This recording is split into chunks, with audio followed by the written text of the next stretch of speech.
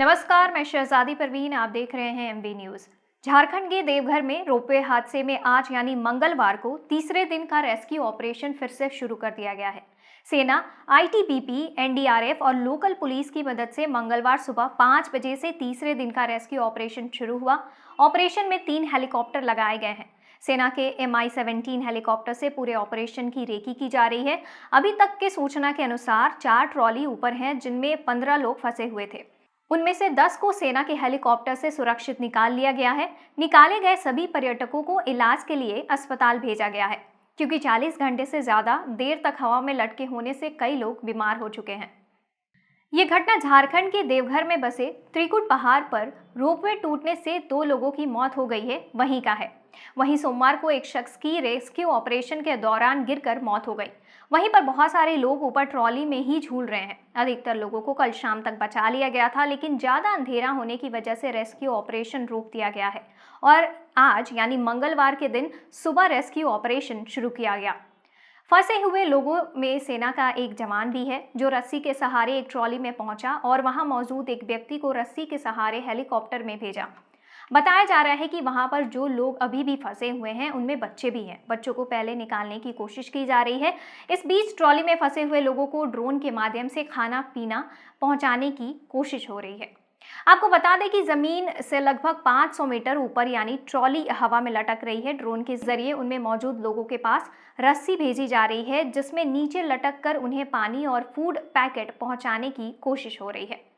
इस बीच त्रिकुट पर्वत पर बड़ी संख्या में पुलिस की तैनाती कर दी गई है, क्योंकि धीरे धीरे वहां भीड़ काफी बढ़ रही है। आम लोगों की बड़ी संख्या में मौजूदगी की वजह से रेस्क्यू ऑपरेशन में दिक्कत हो सकती है।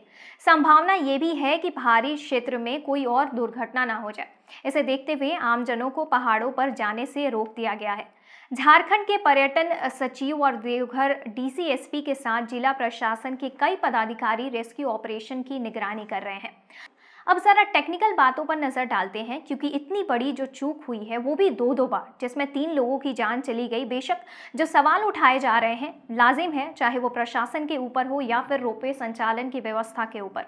झारखंड सरकार ने 2006 में राइट्स यानी rail India technical and economic service के देवघर में रोपवे बनाने का जिम्मा दिया था। झारखंड स्टेट टूरिज्म डेवलपमेंट निगम के एक अधिकारी ने बताया कि राइट्स के पास तकनीकी सपोर्ट है।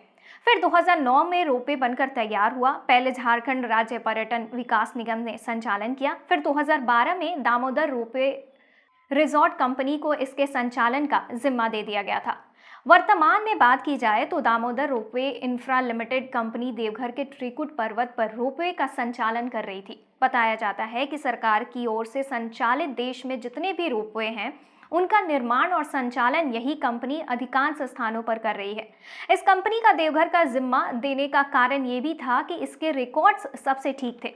साथ में आपको ये भी मालूम होना चाहिए कि त्रिकुट पर्वत रोपवे से झारखंड सरकार को 80 लाख रुपए से अधिक सालाना राजस्व के रूप में आता है। रोपवे संचालित करने वाली जो एजेंसियां होती हैं उन्हें हर साल central institute of mining and fuel research से मेंटेनेंस का प्रमाण पत्र लेना होता है।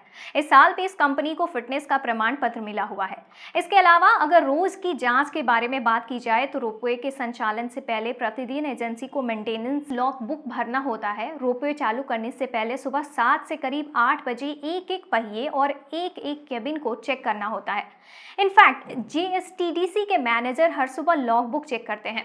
अब सवाल ये उठता है कि जब इतनी सतर्कता बरती जा रही है तो हादसा कैसे हो गया? कहीं काम सिर्फ कागज पर ही दर्ज तो नहीं होते। जानकारी के अनुसार हर 5 साल पर रोपवे के संचालन के लिए रीटेंडर होता है। लगातार यह कॉरपोरेशन इसका संचालन कर रहा था। JSTDC का दामोदर रोपवे इंफ्रा लिमिटेड के साथ करार है। इसके मुताबिक मेंटेनेंस से लेकर संचालन तक का पूरा जो जिम्मा है DRIL का था। ऐसे में सवाल ये भी है कि रोपवे संचालन का जिम्मा देने से पहले पर्यटन विभाग अथवा सरकार ने किन पहलुओं की जांच की थी, क्योंकि इस तरह की किसी भी घटना के बाद तत्काल यात्रियों को बचाने के लिए एजेंसी के पास कोई भी विकल्प नहीं रही है। एजेंसी के पास सिर्फ सर्विस ट्रॉली है। खैर, सवाल और भी हैं। लोग त्रिकुट पर्वत पर फंसे हुए हैं, रेस्क्यू ऑपरेशन जारी है। शायद इस घटना के बाद जिन पहलुओं पर सवाल उठाए जा रहे हैं, उम्मीद है सरकार उस पर कदम उठाएगी, क्योंकि आखिरकार ये लोगों की जिंदगियों से जुड़ा सवाल है। इस वीडियो को अगर आप FB पर देख रहे हैं तो डू लाइक द वीडियो, और अगर आप यूट्यूब पर देख रहे हैं तो चैनल को सब्सक्राइब करें।